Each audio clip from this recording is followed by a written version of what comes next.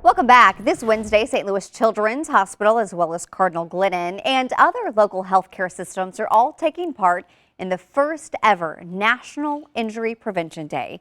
Pediatricians here in St. Louis tell me that it's especially important right now as they are seeing a spike in injuries to children during this pandemic. And that includes an alarming increase in children suffering from gunshot wounds. Recently, I spoke with Dr. Lindsay Klukies, a pediatric emergency room physician at St. Louis Children's Hospital, about what they are seeing in the ER and how parents can help. Kids get hurt. There are daily tumbles and falls. But doctors here at St. Louis Children's Hospital are helping in the worst case scenarios. Injuries are the leading cause of death and disability to U.S. children. Okay, so when you think about cancer and infection and heart problems, when you combine all of that stuff together, injury still kills more kids than all of that stuff combined. And in St. Louis, an especially troubling problem: kids getting shot by guns. Our firearm numbers in particular, we were averaging a child being shot every other day, and that's just at St. Louis Children's Hospital. You don't think that you're going to see a child being shot every other day.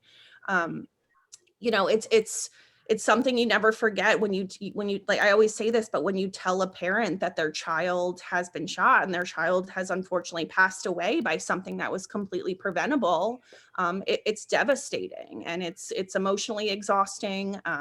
We feel for these families. Dr. Lindsay Klukies says these injuries are happening more and more at home, and guns are not the only danger. In general, we're seeing more home injuries. So whether that means falls from unsecured doors or burns from children playing with the oven that's not properly secured, we're seeing more injuries happen at the home, and that's simply because kids are just home more often right now. Also, during the stay-at-home numbers, saw over about 120% increase in our pedestrians being hit by cars, which was quite interesting. I don't know if it has to do with just more kids being outside, running around, not having kind of a formal structure.